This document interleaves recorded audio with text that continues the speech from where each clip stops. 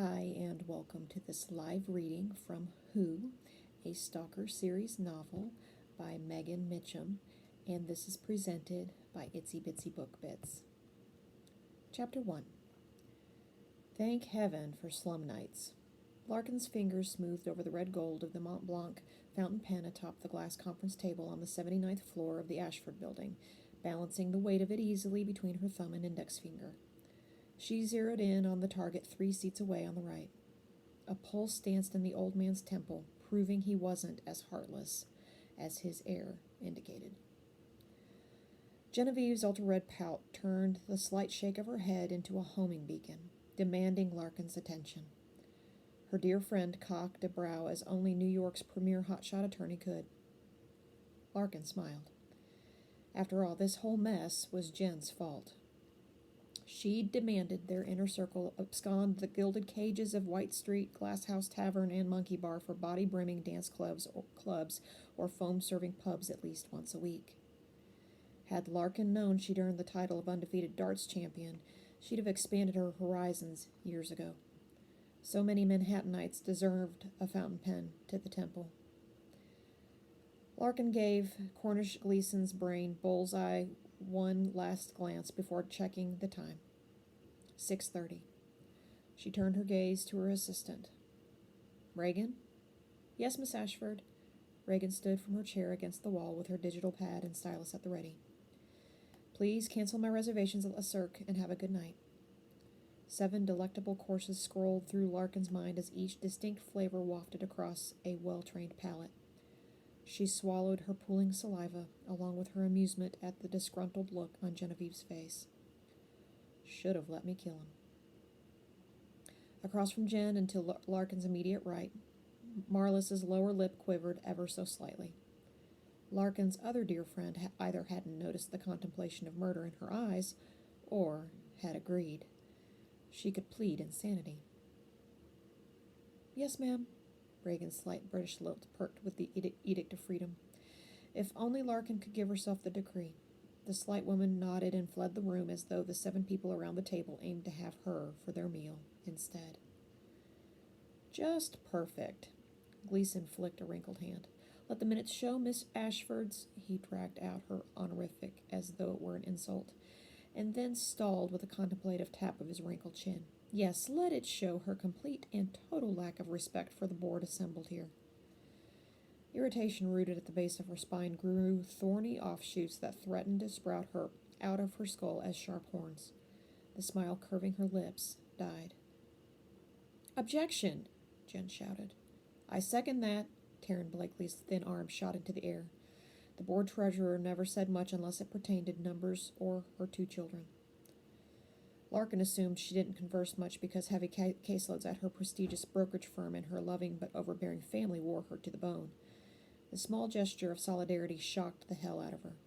And not just her. Marlis's mouth fell open on a gasp. Next to Mar, Benjamin Daly smoothed a hand down his tie and straightened in his chair.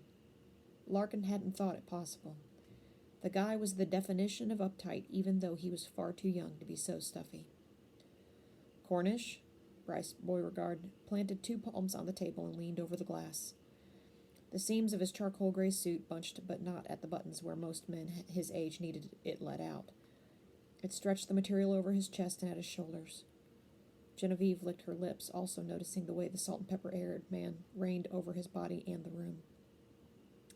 You don't speak for me, old friend, nor do you speak for the rest of the board.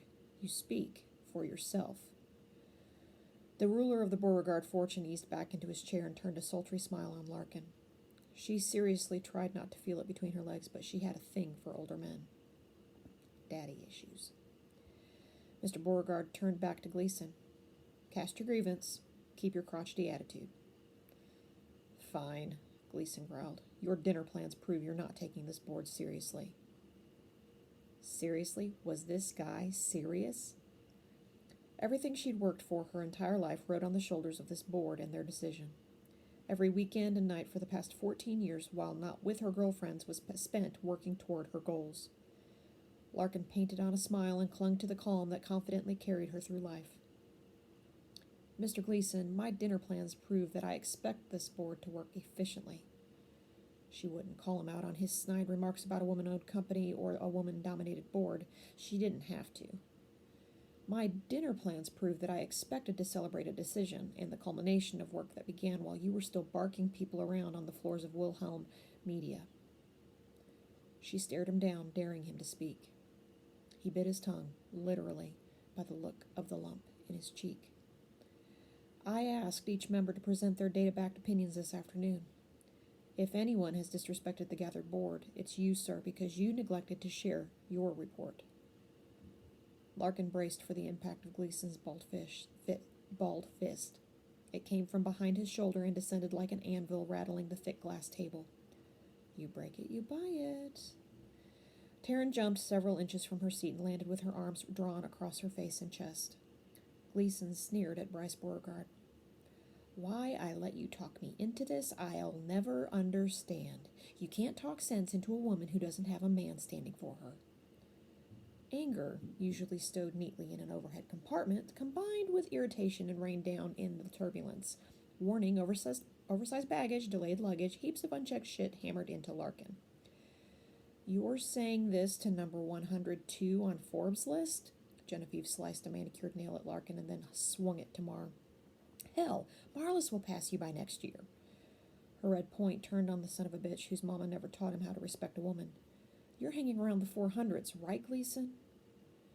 Genevieve crossed her arms over her ample rack and pushed the blouse-covered thing at Gleason. I'm the baddest bitch prosecuting attorney the city's ever seen. And guess what? We've done it all without a man standing for us. If there were men in our lives, they'd be at our sides. Jen stood and smoothed her hands down her sides, accentuating the swells and dips of her goddess body. Larkin held her breath for the fatal blow. Jen always had one. Except, of course, when their faces are buried between our legs. Her friend nodded at the other men in the room. Bryce hid everything behind a mask of impassivity. Benjamin, on the other hand, tugged at his tie as though the silk strangled him. I move to close the meeting. Jen smiled sweetly. Second, Bryce choked out. Jen flashed Larkin a wink, grabbed her briefcase, and headed for the door. Share your driver with me, Mar? Larkin wondered if she meant the car or the actual driver. Neither would be a first for her friends. Marlis shoved a stack of papers into her crocodile gimache and primped the form-fitting houndstooth wool to her knees. Her gaze glanced over Benjamin before finding Larkin. She blew Larkin a kiss and hurried after Jen. Meeting adjourned. Larkin gently placed the pen atop her folders and stood. Sweat trickled between her breasts. It tickled across her belly and charioted away her reserve. The walls swelled, threatening at the most to suffocate her, but at the least to make her look like a fool in front of the city's premier CEOs, her board members. Thank you for your time, ladies and gentlemen, she wheezed. Larkin hit the button on her chair at the head of the clusterfuck. Yes, Miss Ashford. The masculine voice rumbled through the speaker and caught the attention of everyone who remained. Lucas, Reagan has gone for the day. Kindly show out my guests. Yes, ma'am, her senior bodyguard said as she rushed through the private entrance to her office. The door closed behind her with a thump. Larkin tried for a full breath, but each was siphoned through an ever-tightening airway. It'd been too long since her last hit. She squared her shoulders and stalked to her desk. From behind it, she ran the world, her slice of it anyway. Her hands smoothed over the cool marble top, grappling for composure. Fragrant gardenias floated in the low crystal vases on her desk may as well have been dead rats for the effect they had. Zen music filtered in from unseen speakers. It sounded like nails being dragged across the length of a brand-new Maybach. Highs and lows of a day spent with the tech department congealed with the fallen hopes she had for the board meeting. They'd combed through the upgraded apps she planned on releasing within the week for her biggest moneymakers, her foundation, her babies, Duo and Ditto. There were major kinks and little time to fix them. Stress clamped down on her airway. Panic shredded reason, the thing she used to get through even the toughest days, into bloody ribbons. Larkin bolted from her desk. Leaving the work she always toted at home, her purse and her phone, she ran. The door at the entrance to her secret stairwell weighed 3 times heavier than normal. Sharp clacks echoed in the glass and metal box. The frantic pace made a mockery of her usual grace while the impact demolished the spikes of her blush Louboutins. On the penthouse level, she darted past the door of her apartment to the end of the short hallway. She fought for a lungful of air at the bottom of the maintenance ladder, but couldn't gain headway. Her fingers and hands trembled on the rungs, but she fought the rise of panic and pushed ahead. One lever turn and the hoist of the metal cover revealed the deliverance she denied herself for too long. The sky was an inkblot, vast and black, yet light shone like glitter. It shimmered from 1,000 upright structures, dancing through 1,000,000 windows. The city created its own dawn. A rise of light that shrouded her in darkness and peace. Larkin shoved out of the manhole. Biting wind slapped her cheek, stealing the breath she hadn't realized she'd possessed. She sucked in oxygen in greedy gulps. Vehicle exhaust and food wafted in the air. Horns and the bustle from the heartbeat of the city carried on it. Steam billowed from vents to the left. Familiarity wrapped around her, smoothing down the jagged edges, but the absence of her protective spines left her exposed, raw. Tears pricked her eyes. With God as her witness, they were a reaction to the violent, near icy gusts, and no more. Weakness equaled defeat. A backward old man and a technical glitch wouldn't ruin her. But a phone call from her father could. Larkin rustled out of her red jacket, hating that it was tailored so snugly, though that's exactly how she'd wanted it when the world wasn't falling down around her. The fabric slipped from her fingers as she pushed through the raised ledge. A chill kissed her bare arms and neck. She yanked the blouse from the prim tuck at her waist and pulled the pins from her conservative chignon. Wind carried her hair away from her face. Why not her troubles, too? The low wall stopped her momentum with the unforgiveness of a 1,000-foot concrete barrier. Her hands trembled so, and she dared not look over the ledge. Instead, she stared at the soldered bands of gold and diamonds on her right ring finger. It called her a fool. Bile and panic churned her insides. Why? She ripped her mother's wedding set from her hand and clutched it in the center of her fist. A scream, long and brutal, ripped from her throat. It cursed the sky and the stars, the land and the water, and the blood flowing through her veins. With rage came not only tears, but also sure hands. Larkin slapped the streams from her cheek, hiked the pencil skirt as high as it would go, and hopped her almost exposed ass onto the ledge. The concrete threatened to freeze her to the spot. Carefully, she turned and faced the city. In her palm, the rings burned a hole. Time to release the past, but first she had to confront it. Larkin lifted her fist into the air, reared back, and imposing arms banded Larkin's waist and yanked her from the wall. Skin and patent leather scraped across the gritty surface. The torso her back slammed into was as unrelenting as the concrete. Her replenished supply of oxygen exited her lungs in a whoosh, without so much as a goodbye. A fresh form of panic took hold. Larkin screamed, but no sound left her gaping mouth. She put the fancy shoes to work, kicking indestructible shins. Her fists met with muscle-hardened brawn. His free hand pinned her right arm to his side. "Lady, you picked the wrong rooftop," the stranger shook her. If only she'd brought her purse, she'd have her gun. But no, maybe she could play cooperative until an opportunity to escape presented itself. Christ knew screaming wouldn't do any good, even if she had the breath for it. That was why she came up here when the world got too rough, so they couldn't hear her release. She could see inside 1,000 windows, and if someone in any one of them looked, they could see her, but they wouldn't hear her. Her office and apartment had spectacular views, but she never took the time to study or truly appreciate them. Not until she came up here. And look where that had gotten her. "Stop fighting," the man's low voice demanded. The cold suddenly imposed a threat to her life. Who the hell could survive a frozen spine? It must have frozen because as he commanded, she stilled.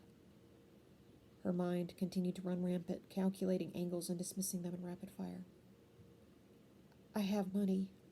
Larkin's throat hardly allowed the words to pass. "Well, thank you." He stepped away from the edge of the building, carrying her along with him. Hope bloomed. "You reaffirmed my lifestyle choices." Then the madman laughed, and her hope died. "Let me go." Larkin poured as much demand into her voice as she could muster. "So you can splat your brains on the pavement and the cops can pin it on me?" No thanks. What are you talking about?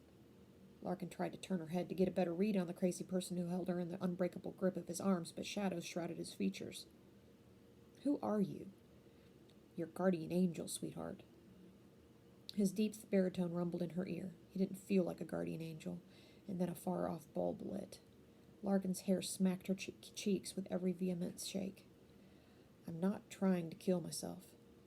Right. Are you going to rape me? He scoffed, and the heat of his breath coursed down her neck. Lady, I just saved your life. I'm not going to hurt you. Then let me go. The stranger turned away from the view. His heavy boots took another step in the direction of the manhole. He lowered her what seemed like 3 feet, and her quaking shoes hit the ground. The cuff of his arm slid from her waist. Larkin held perfectly still, afraid it was a trick. Her knees conspired against her, shaking and rattling her bones together. I hope your night gets better, the stranger said from just behind her. On wobbly heels, she turned her head to look up at the man who scared the shit out of her and could have done her real harm. Her gaze lifted higher and higher, shot wider and wider, still to encompass the mountain behind her. The collar of a leather jacket flipped up points to a stubble-covered jaw. Dark, almost black eyes studied her from underneath the brim of a shaggy onyx hair. A jaw made for crushing bone flexed. His head tilted, and light caught the edge of his face. Bubbles and recesses lined the other side of his face from the point of his dark eye to the hinge of his jaw. The red scar was the stuff of horror movies. But the intensity of his gaze forced her heart into her throat, blocking her screams yet again. Larkin eyed the manhole 12 feet away and ran for her life.